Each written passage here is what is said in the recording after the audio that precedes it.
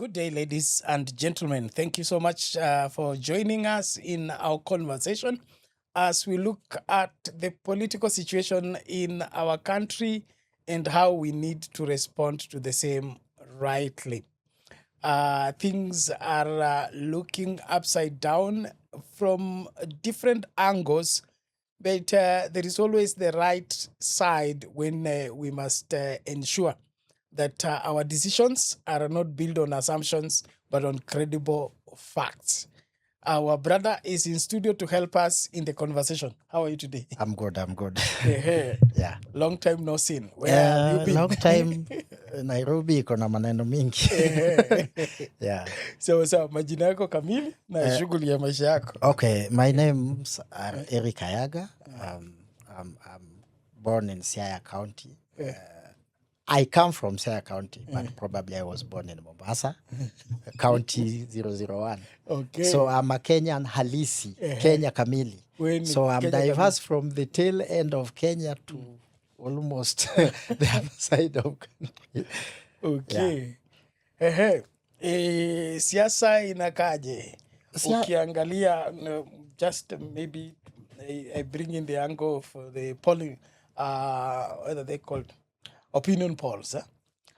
We have had a constant outcome of opinion poll from 2023, 2024, 2025, now 2026, with over 60% of Kenyans polling that the country is headed in the wrong direction.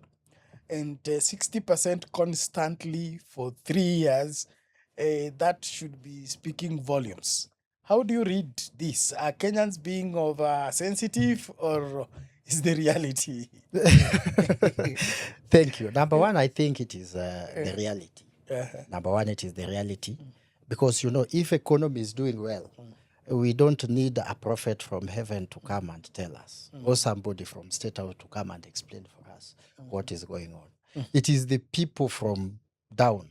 They used to call it the bottom of the pyramid. Yes, Yeah. the pyramid. Yeah. Those are the people who ought to have come and tell us it is doing well.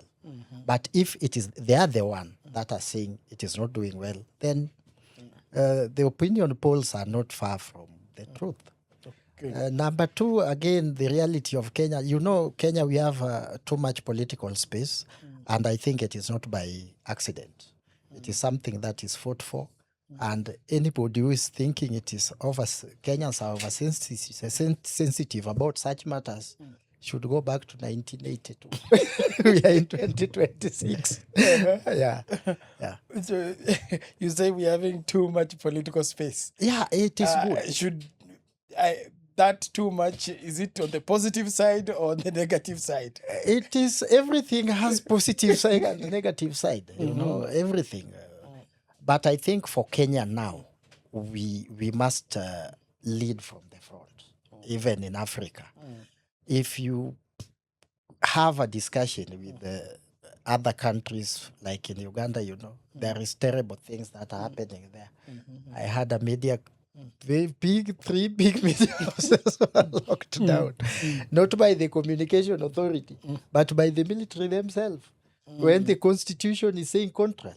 Yeah. So I think it is, we need that space to express.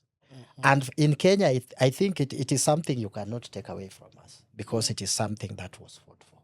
Yes. Yeah. There are people who suffer for us to be here. They knew what they were fighting for, and I think that is what we are having. It is not by accident. Okay. Yeah. We've had the headlines today, today or yesterday, that the return of abductions, and the reign of terror seems to be revived.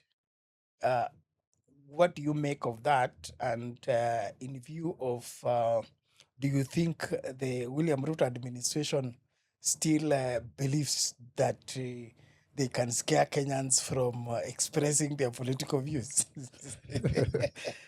I think whoever is trying that is in a wild world. Yeah. Kenya of today if you use that primitive kind of intimidations, Kenyans will fight back, and it will get back on you, not in a good way. You know, abductions are the things for the past. We have the best system of justice in this country. If somebody has a problem with either the government but I don't think, why should you have a problem with the government or government have a problem with you? Who is complaining? We must have a complainant that Eric Ayaga has done something wrong. And if Eric Ayaga will not apologize or change, you just need to take Eric Ayaga to court, or you arrest me properly and then follow the justice system. Yeah, but you should not use the criminal justice system to fight the political enemies. I think that one will not work. It is something for the past, and I think it will hurt the administration. Okay. Yeah. Based on the verdict that Kenyans have given constantly, 2023, 2024, 2025, do you think that this administration listens to Kenyans? Because if you failed the exam 2023, you failed 2024, 2026, you should at least be improving. Why should you still be getting the same mark and you're still continuing to lead the country where everybody's saying is headed in the wrong direction?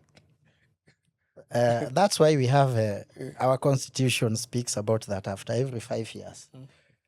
The second Tuesday or the second Tuesday of August, Yes. after every 5 years, we go for elections. I think Kenyans, we are awake, and you know there is a lot of manipulation that is taking place. I think Kenyans should next year wake up and make a correct decision. If the government is not performing, such government should be sent home. I heard Deputy President Kindiki saying that the constitution is saying 2 term. Yes. Our question is, then why should we have election after every 5 years? He's a professor of law. So he should answer that, because he's teaching students. He was. I think he's still a teacher. Once a teacher, always a teacher. I don't think if those are the things he's teaching.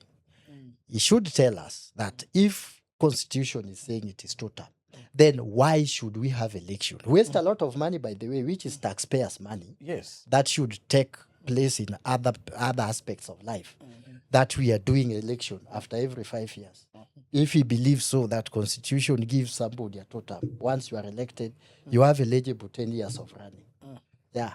We should now change our constitution and say, let us, if you elect president, we have plain 10 years and it's done. Yeah. We can only do other elections. You know, in mature democracies, we have what we call mini poll, CG, second medium poll, like in the US. These polls, the presidential election is conducted different from these other election. Yeah. So I think it is something that, if it can work, the professor should introduce it into our constitution in a proper way. But as it stands today, if you don't work for us within 5 years, you fail. First term failure, second term failure, third term failure. My friend, we will take you home. No, when the professor speaks like that, is he telling us that our elections are just formalities? We don't need to decide who runs the show because somebody is entitled to 10 years. Yes, but you can do it constitutionally. There are countries that they don't decide who becomes, like in UK. The people don't decide whoever becomes the prime minister. It is for members of parliament. So if maybe he thinks in best of his knowledge, he want to change. They want to change the constitution. That a few people sit somewhere and then elect the president, like Somalia. It is correct. The Kenyans will reject it. But when we still have a mandate as Kenyan people that we are voting for our president, after every 5 years, we have right to send whoever we want home, and whoever we want will come in. Yeah, such talks, I think Professor, he needed to apologize to Kenyans. You need to Exactly, apologize to because us. I think it's also degrading when you are a professor of Of law law. and you violate the law in broad daylight. Exactly. There are things that are better swallowed than vomited. Now, on the same premise, you can see a spirited effort to convince Kenyans that the Ruto administration is overworking. They are insisting on SHA is working, on affordable housing is everywhere, the roads are being done. Are, is this the reality, or is just giving us optics to make us believe that there's something going on when actually nothing is going on? Actually, politics is perception. I've come to realize that the majority of things that are being done politically are perception. Somebody will come to open a toilet and he comes and tells you toilets are being built in all of this region. I think that is the perception in politics in Kenya now should change. Kenyans have come so far to be duped by political perception in a way that we are being just told things we are yet to see. Yeah, we are yet to see. We need to see tangible things. You know, having if you go to like my county here, and somebody asks me where is those affordable housing, I don't know where they are being built. If I go to maybe Mombasa, where these places I know very well, maybe there is few places. I think what government needs to do when it comes to this issue of development, you open the space. You know what Kibaki did? Is just to open the space. When you open the space, then everybody have opportunity to fight for their own. Yeah. You remember before Kibaki you have to have no internet. We never have many media houses. Yes. Even having yourself in a media house like this one was a mirage to some Yes. Kenyans. Some Kenyans dying trying to even access KBC. Yes, yes. Yeah. So when Kibaki came and opened the space, then a lot of opportunity will come up with themselves. Yani, with no force, nobody will push. I think what we need to do, even when it come to, if you give people a better opportunity, you create an employment opportunity. I think people will not have no problem with houses. And even in strong democracy, are there affordable housing in the UK?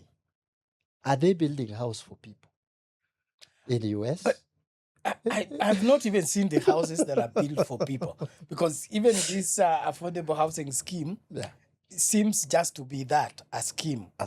I understand the people who are moved into Mukuru are now being ejected because the houses have been put under new management, and it appears like that new management has bought the houses. Now want to resell to those that the capable of government so ile ya kusema ati utalikuwa unalipa rent and then mwisho utakuwa na nyumba, it's just a gimmick. But that aside, you said Kibaki opened up the space, made Kenyans to look for what to do, and in doing what they are doing, they got what they were eating, and of course taking care of themselves. In your analysis of the Ruto administration these 4 years or so, is there space for Kenyans to grow in business, become employers, create jobs, or those opportunities are shrinking with every day, with every passing day? You cannot create a space by adding tax. That's the simple and very easy answer. You cannot create a space by increasing tax. You know, there are people who are struggling with their businesses small. But the moment you increase tax, those business goes down completely. So there is no space you have created. And when it comes to infrastructure, we have not seen major roads or serious roads being built. Do you know what people doesn't know? That maybe there is a virgin place that people fear to stay because there is lack of amenities. If you build a road passing through that place, and you just take an electricity.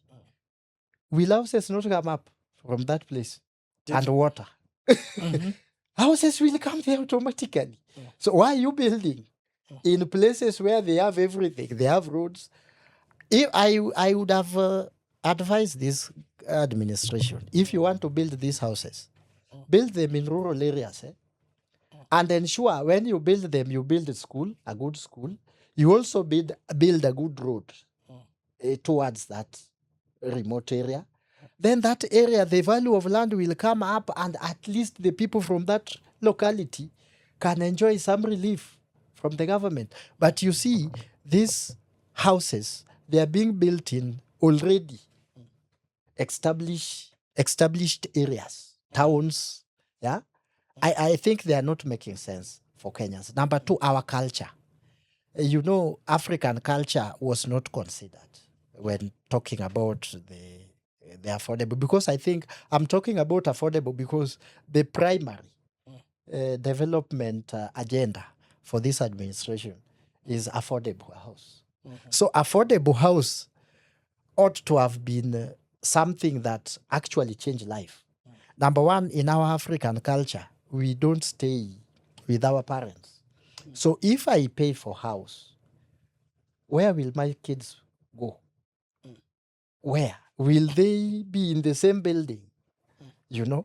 So I think they never consider a lot of things. Or they could have also said, we are trying to manage the urban people.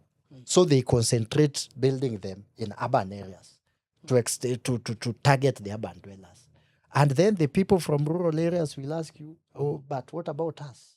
So I think they needed to have a sit down with Kenya in terms of so many things. Let us stop this whole mini propaganda about these things. And in terms of projects, apart from affordable housing, I'm yet to see. Yes, we have Rironi, Mau Summit Road. And I'm also working on the roads as a surveyor. So maybe I did also visibility study in this road from Tot, Kerena, Lomot to Marich, West Pokot, Ilgeo, Marakwet counties. That road that connects up there. It's a good road to open those places. I think if you open such places, then give them electricity, then give them water, then give that place about 5 years. The development will come on its own. That's how you open the space. Exactly. And this one, we are forcing houses in between houses. Exactly. Are we really doing affordable housing, or we just have money that we need to spend and we are looking for where to spend it? Leave alone. We are even bringing the ones that have been there down. So that we build affordable ones. Yet, there is a lot of space in Kenya. You know, as a surveyor, I can kindly tell you, because I've walked across the country. Do you know Kenya, in terms of land area, the places where people are not staying is bigger than where people are staying. We are staying in a quarter land area. In terms of land area, we are staying in a quarter. 3 quarters is yet to be occupied. Is virgin land is yet to be occupied. So what we need to do is, number one, we need to open those places. Like in Marsabit.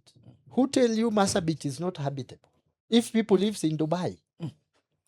Dubai is a desert. I've been to Marsabit. Yeah. I don't see the reason why even Marsabit still looks the way it is after 15 years of devolution. Exactly. We are either abusing devolution or we are just jokers in terms of providing sound solutions to what is prevailing in terms of ensuring that the country develops. So from what you are saying, it appears that our successive governments are not even keen on solving Kenyan's problem. They just want to use Kenya's problem to play politics, but not actually find lasting solutions to the same. Yes, Kenyans have become also, if you are smart, the ways they deal with you, they also become smarter. So I think Kenyans are being cobbled into a place that Nairobi is the land of opportunity. These big towns, those where the congestion is. So you can control them from that place. And they use tactics of divide and rule.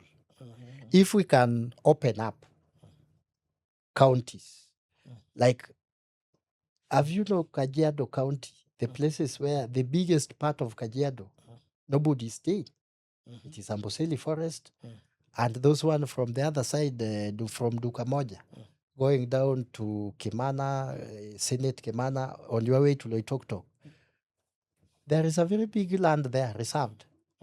And now it is the big people who are cutting it. It's called 10 acre. I was surveying the other day. 10 acre, you should It cut is for 10 me acre, another 10. You can't have less than 10. Yeah. Which means it is still something that is new and ni kama mtumba. Uwezi chukua nguo moja. Ni bail. So I think those places, if you build good roads there and move even some industries, you will open space for Kenyans. This congestion we are seeing in the city, it will take place. You know, it is only in Kenya we are not talking about relocating the city. Do you know Tanzania they did? In Nigeria they did. They moved from Lagos to Abuja. Yes. In Tanzania, Magufuli did it. Removed everything from Dar es Salaam to Dodoma. Yeah. And now at least Dodoma is growing. Now the Tanzania is growing inward. But in Kenya, though Nairobi was a little bit on central, and at least we need to move now eastward and westward, and even northward. We need to develop counties like Isiolo. We need, because there are some parts of Isiolo. I don't think there is part of Kenya that is inhabitable. Yes. Yeah, with the current technological advancement, there's no excuse. Yeah. Whatsoever. We have seen Dubai, which is a desert, today is a paradise. So telling us that the environment condition in northern part of Kenya, even Turkana, Turkana is a very fertile place, my friend. Yes. Why can't we open up places in Turkana? The excuse of to me, it looks like an insult to our intelligence when we are still discussing Kenya with the premise of Jomo Kenyatta in 1963. And Jaramogi Oginga Odinga. I mean, at this point in time, we should be having, we should be having solutions in impossible places. If Israel is leading in exporting of horticulture by imported soil, leave alone even imported soil. People are able to carry soil. They are turning ocean water into a fresh water, desaltification yes. plant. Why can't we have one in Mombasa? Then pump that water into northern Kenya. Why? We don't even need to do that, because in Marsabit, the water is underground and is salty. So it is dig a borehole, treat the water, use it for irrigation, and the land will become wherever fertile. Yeah. So it appears that our politics are twisted to play on the minds of Kenyans, but not necessarily solve the Kenya's problem. My question is, are Kenyans dangerous when they have solutions to their problem to the political class? Could that be the reason why politicians work around the clock to ensure that the opportunities become limited, resources become limited, and when they are available, they make them scarce deliberately? Is it that a population that is well able, taking care of themselves, feeding their family, educating their children, cannot be politically manipulated? I think this is a very deep problem. Very, very deep problem. It is not shallow the way many people think in terms of. Somebody once said that we fought for independence. Then there were black colonizers. That comes in terms that came in terms of leadership. Our leaders are just black colonizers. the other day I was discussing a lot of many things because the leadership we have now, what they are doing to people is peasant. Something that can make you alive, but to manage you. Yeah. Have you come to realize that now we don't have indigenous crops? Who did that? The government. How? By introducing some bills where they bring the fertilizer that is destroying the land. And now you have to depend on that fertilizer. And that fertilizer has no room for those our local crops. So what they did, when you depend on them, you will come and buy fertilizer. So this cartel, it is a cartel kind of system. Yeah, it is a cartel kind of system. So they will ensure that they destroy what you have so that you depend on them. Yeah. So that is a very deep, very, very deep conversation. And sometimes you be where people are and people call it development. And then you see what is going on in the Republic of I think Africa, we still need to fight for the third liberation. And that third liberation is economic liberation of Africa. If we attain that, is when we will come to realization that we are now fully independent as African people. But with them, they gave us self-rule. What we have actually is self-rule because a black is your president. We got the independence of the flag. Economically, we are being ruled by this body. NIS. See, not NIS. Yeah. This body of giving loan and monetary. Oh, IMF. IMF. Yes. Those are the people. They dictate the tax we pay. They force everything we do. So I think we are being ruled from outside. Yeah, then that brings me to the current news about Burkina Faso. Traore has cut links with France, their former colonial, completely. And after having settled all the IMF debts and everything, do you think the rest of Africa should go to benchmark Burkina Faso? Yes, I think there is a time we were talking about the wave. And you remember I gave the prediction correctly. I told you the wave in West Africa, it will reach East Africa. Yes. And that was just coups and protest. And the protest came in 2024. Yes. And it almost swept everything. Yes. So I think very soon, Africans will come to realize that most of their resources are being used by their leaders that are being protected by the white people. Yes. A country that is not farming, like UK, I don't think if the UK is doing farming that much, not in a large scale. We have a virgin land where we can do farming. Why should we control farming? I think Burkina Faso, if it succeeded, because Burkina Faso has a history of doing that. It never started with the Traore. Yeah. It started with a guy called Thomas Sankara. Yeah. So Sankara was cut short. It is a dream that is living in some of Burkinabe people.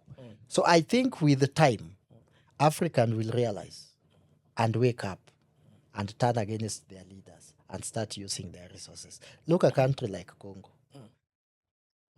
If Congo say today we are not giving any mineral, we will not have mobile phones and laptops. We will not.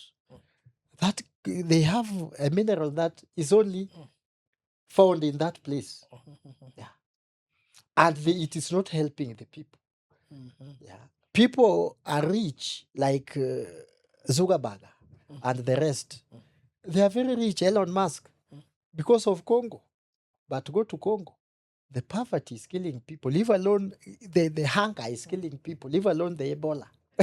No, the question here is Africa its own enemy? Because the people selling our resources to the Western powers who are in response using the same against us are our own brothers, our own sisters. Is it that we are so much put in a system whereby we'll never do anything good for our people. Exactly, because enemy of Africa is Africa, and a solution to African problem can only be found in Africa. Yes. So if our leaders, if our brothers, if our sisters who are in a leadership position in Africa, include Kenya, will not change and start focusing, they will still have. Do you know it is only Africa is where we have money and we go enjoy it in Europe, or nowadays we go to Middle East. Yeah, it is only in Africa. Have you? The only people who are coming to Africa, they come as tourists. They just come to see wild animals, and you know our wild animals are being exported. And very soon they will not be coming to see them. We It have is already us who will sold be to going. them, yes. It is us who will be going to look Now, for to see a lion. my question is this done consciously, or there are people who are under duress? No, no. It is done consciously. Sometimes under duress. I don't think it is under duress. Africans were easy to manipulate. The people were easy to manipulate. Make Eric Kayaga have a soft life and forget his background and go and manage those people, provided there is no trouble. If I come, I give you a small token. That's all. That's how Africans are being managed. So it is a management plan or scheme that was planted long way before in Lancaster House. Not even when we attained independence. So, how do we help the situation? Because the Africa that was scrambled for is no longer in existence in terms of the population then and the level of literacy then. We cannot compare it to today. How do we free ourselves from treaties and agreements that were done even before we were born? Without our representation. Without our representation or anything. And now we are being forced to obey them even now. I think there are some. You say African that was scrambled for. It is only it is the same, and it has even become worse. What has changed is only population and a little bit education and ability to know. Only those three. But the rest of, in terms of management, Africans are being managed in all way. When they realize that education can make us catch up with them, it is now Africa where the education has become expensive. And you see people after Form 4, after high school, they go outside to look for cheaper education in the US and quality. Ours, too much expensive, but not quality. Not quality. Because you know, you work with interns. Sometimes you get somebody has come from. The other day I was working with a guy from one of the universities, and I asked him, I was teaching them how to read a tape measure.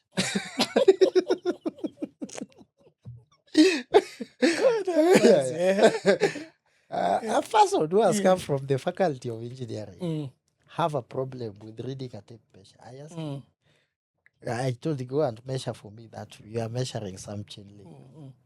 And he came and he told me 1.9. And I asked, what?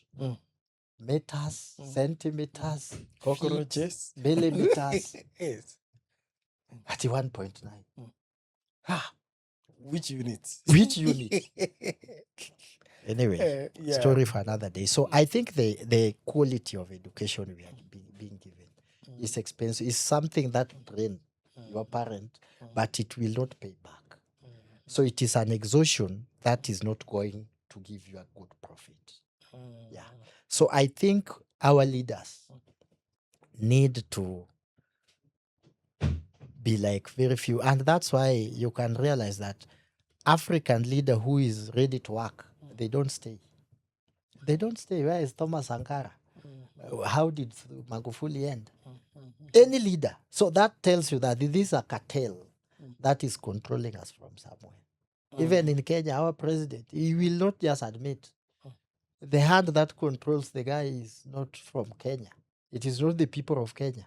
The people of Kenya are just being managed by propaganda with lies. As far as Kenya is concerned, William Ruto has already proven Samori Machel. He said, when you hear the West begin to praise me, just know I am the problem. I have sold you. I have sold my people. So, as far as we are concerned, Ruto has already sold us. There isn't much we can expect from him in terms of even Pan-Africanism. He started out as a Pan-Africanist, but now he's more a white man than he is a black man.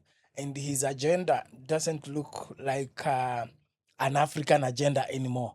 It is a proxy for the West to do what the West want, and the West has found him as an important tool to get their job done. Just use just use a correct one. Yeah, as a puppet that they are using.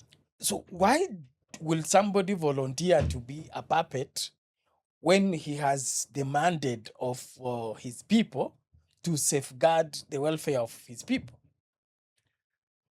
That's take me back to what I told you earlier. Africans are easy to manage. I don't know why. They are very easy to manage. I think we were not colonized by mistake. You know, I heard one day Museveni say our forefathers were very weak. I think they were not weak.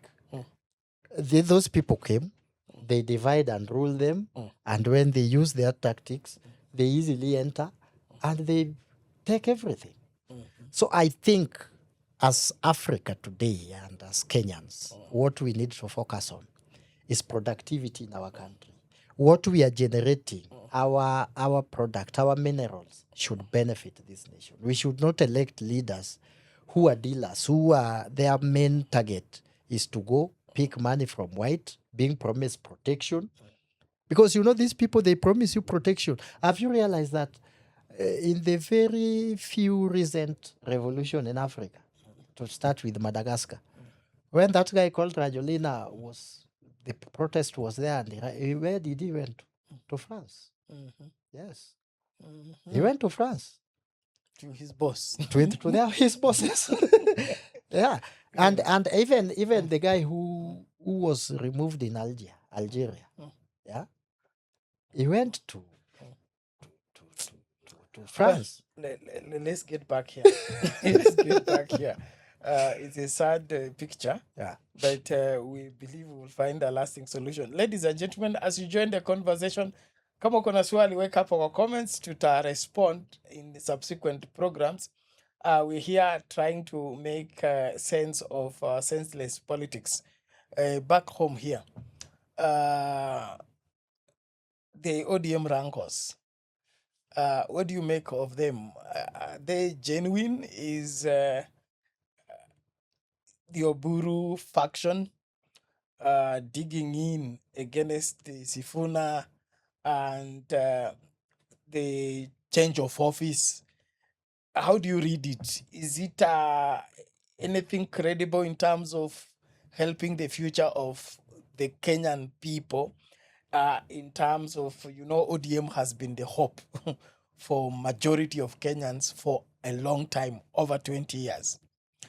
And the way it's being handled after the death of Raila Odinga, it is not promising. What's happening? I think ODM has 3 factions. Okay. Yeah, it has. Let me tell you from today. Tell us. It has 3 factions. There is a faction led by Oburu. There is a faction being led by Sifuna and Orengo, the other side. And then there are people, they are called fence sitters. Yes. They are the people who are neutral and is trying to pull them to center. The two forces to come to the together. table. Yeah, so I think that is where we found ourselves when things are not managed properly. I think people never anticipate the death of Raila Odinga. Even if they anticipate it, they thought they could manage the post-Raila era. And managing the post-Raila has just become mysterious, like the person himself. Like himself. Yeah. Yes. So there is this faction led by Oburu Odinga. At first, I believed on them, and I thought they will manage. You know, once you have been given a party leader, either through crook way or through once you have manipulated yourself into the system, you come back, you fall back as a leader, and now you extend hand. Yes, yes. That is what Raila used to do. You fall back, then you extend hand. And it seems Oburu's faction have made their mind they don't want to extend hand. So that has led to the total split of ODM.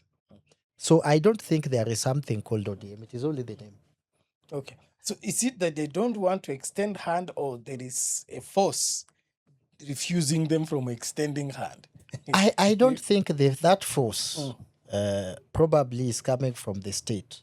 If there is that force, I don't think that force will benefit with a divided ODM. It So will. I think this force, according to me, it can benefit with a united ODM behind them. Them. But having a divided ODM that will go either direction, because once you have divided it, you don't know which, you cannot manage all the factions. Yeah. Because, you know, if you have created a war in a family where sibling fights themselves, and then you want those fighting siblings, now you want to bring them in one room, even you also, you will not have peace. So I think Oburu should fall back, ought to have fall back. Immediately was confirmed as a party leader to extend hand, look for Rengo, look for Sifuna, say my younger brothers, or Rengo is their role age mates, but Oburu is a little bit older. Yeah. Let us have a seat. Baba has gone. Let us have a united front. Number one, I think Oburu's policy is also what is bringing this split. Oburu's policy is totally different with Raila's policy. Raila have a confrontational, democratic way to approach issues. Oburu has a kind of compromising, yeah, compromising things to be seen to be seen good. That was not Raila Odinga. Oburu is doing that at the expense of the people. You know, Raila was always with the people. Yeah. If the people say no, or people, Raila will look for a way to ensure he goes with the people. Yes, yes. You know, there is two kind of leadership. Have you ever studied like a farmer, a duck and a hen, how they lead their kids? Hens does what? They go ahead and kids follows back. Yes. But the duck always let the kids on the front Then it stays behind. behind. Yes. So you lead from the back. That's Raila Odinga kind of leadership. But Uburu kind of leadership is lead from the front. I've gone. It is either you follow me or you don't follow me. remain If you are caught by mongoose, that's none of my business. That's why you see ODM that was aspiration of the people. ODM that was against abduction. ODM that was against police brutality. ODM that was against people dying in the prison. Today, even Senator Sosi was attacked. I'm yet to see official communication from ODM condemning that. Today, there is a lot of abduction that we were talking about. I'm yet to see the official communication from ODM condemning it. If Baba was there, Baba could have condemned it. Yes. So I think what is bringing problem in ODM is the kind of style of leadership of Oburu Odinga. I'm yet even to come to conclusion whether Oburu is providing any leadership. Because since he came in office, like you've just said, we are yet to receive one official communication in terms of the state of the country and all that. All we see is Oburu is in State House holding a file that Ruto wants to sign. I fail to understand. Is this ODM or a shell? Because ODM would be, even when the finance bill is going to be signed, they will have a presser in the afternoon, okay? Either to poke holes or to support the bill. Not for them to appear in State House in the morning to sign the bill. What is going on? I think those are the few problems I have with the Buru kind of leadership. Leads from the front. You need to listen. And there are things that are associated with ODM. ODM could not be silent when there is police brutality, even on their political opponent. Yes. They will condemn it. But the ODM now, I'm seeing sometimes, even if their political opponent are being oppressed, they won't say anything. So I think that's where the ODM now has, it's called a natural mutation. Mutating into something that I think is just, to me, when Oburu is talking about there will be a negotiation between UDA and ODM, all I'm seeing is talks between UDA and UDA, because the Oburu-led ODM is already UDA. In fact, they are behaving more UDA than UDA members. And so it is no longer an issue of them taking issues on the table to make UDA give them anything. They have already accepted to be UDA, and they are now they are advancing the UDA agenda. And on the issue of the United ODM is a threat to the security of William Ruto. One, for negotiations. Okay. Two, William Ruto would want to have a majority of seats in parliament. And if he's able to sponsor UDA candidates in ODM strongholds and be able to harness more members of parliament, it will weaken ODM by reducing further the number of members of parliament in parliament, and therefore William Ruto will have a free field. So to me, it's beyond 2027, and it has everything to do with the controlling of the House and not just the winning of the president. I think contrary. You think contrary? Yeah, I think a united ODM could have been better for the president. Number one, for easy win. And number two, you are going for your second term. In your second term, as a president, you will become a darkland president. It is obvious. Even Uhuru, he win with bravado, with everything. In 2017, it was nullified. They went back. He came back. He found himself a lame duck president. In second term, even if you have the majority, nobody will listen to you. Very few people will listen to you. So having a united ODM that will control parliament, and you just do one thing, promise them, just keep me here, I will give you this thing. That is what Uhuru did in his second term. Yes. When Probu rules in his own house. Who told you UDA can have majority? And immediately they hand over you power and they start disintegrating. Because there will be young people there who will be calculating post-Ruto, even in your own backyard. You will see Murkomen wrestling senator from Kericho. Yes. Yeah. So I think for United ODM could have made him easily to this second presidency, and then tell ODM, I will manage UDA, you do this, organize the house, ensure we have a smooth ride, I will hand over, I will support an ODM member. I think that could have been easy for him. Yes. But going with a divided ODM, as he thinks, because the information I have that Joho will have his own party, Oparanya will have his own party, Sifuna and Orengo faction may have their own parties. Yes. Oburu may have his own party. You have divided ODM into almost 5 types. Yes. So after election, each will get a chunk. You will discuss with who and leave who. You will discuss with who and leave who. Oh, God. Now that's where the problem will be. And that's where you can be impeached easily. if the enemy from Mount Kenya Yes. will ensure that they have, You agree with these other factions. yeah. And you know, sometimes our intelligence are trying things, but they are sending for you a message that will come to you that you don't know. You know, in our history, we have never impeached in a level of presidency. Yes. We always do governors and deputy governors. Now we have tested the highest office. Now we know the president can be impeached. Yes. In case of, and the deputy president can be impeached. And it can be done so fast. Yes. If there is a total organization from the assembly to the Senate, Yes. they can do away with you. So I think a united ODM could have been very safe, like what helped Uhuru in his second term. But you know, politics, dynamics changes. So let us wait and see.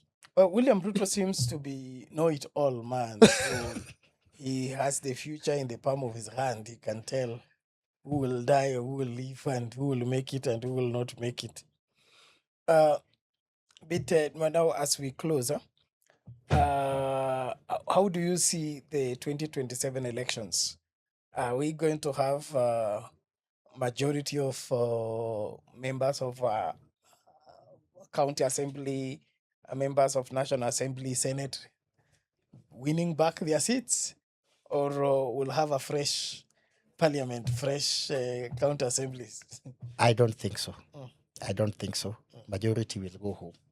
Many will go home from many regions. You know, there is a time in Nyeri where only one MP went back. Yeah, only one. Only one. The wave that swept the likes of Akina Kabando Wakabando. Yes. So I think it is something that it is tested in our land. And Kenyans have also seen the greedy of the members of parliament they have. I think they will not be duped by these members of parliament into voting for them. Lastly and finally, for the presidency, in my own opinion, there is no president in the Republic of Kenya that has won his second term in office. Yeah, since the advent of two-term rule in 1992. Moi never won in 1997. That's why he had an IPPG, and he had to bring Raila inside to stabilize his ship. Yes. Kibaki lost in 2007. And that's why we have a coalition government. Yes. Uhuru lost in 2017. Yes. That's why after that, Maraga confirmation, everything, he had a handshake to make him float. Ruto will lose terribly. For him, he will lose terribly in 2027. And he may not be lucky as Uhuru. Now, the only problem here is Moi stole it, walk away with it. Yes. Kibaki did it, walk away with it. Uhuru. So it is only upon Kenyans to let the president have his way. Because he's also going to open the Pandoran box, and we are going to seal this issue that once elected, you will have 10-year rule. No, that box, whether it's opened or not, all the people inside there except for Uhuru are dead. So we don't care. What we want is to have a constitution that is working. Exactly. Is either our constitution is the law or the president is the law. And if they make the president the law, they should find a constitutional backup for the same. Failure to which? To gawane Kenya. So ujumbe wako wa mwisho, hii mambo tutaendelea katika vipindi vifuatavyo. What's your message to the especially young Kenyans? We had the Gen Z protests and some, I think we have got 2 people that are missing or one. There were 7. One is found. One is found. Very beaten. He was dropped along next to Kenyatta Hospital. I've just seen the news when I was walking in. Some are still missing. So my last message, I want to tell Kenyans that let us just be resilient. Let us not buy into intimidation tactics. Number one, I think we need now to come to the post era of protest. Because if somebody analeta ukatili kati ya watu, let us just wait and deal with him on the ballot. And I pray for Kenya because I'm seeing where I come from. For the first time, I'm seeing 10 million Kwarambe anyway. We don't have spoke about that. But it is okay. The manipulation that took place in central Kenya in 2022 is taken to the lakeside of Kisumu. And they are doing it openly. I wish they will benefit from those harambes. Benefit from those harambes.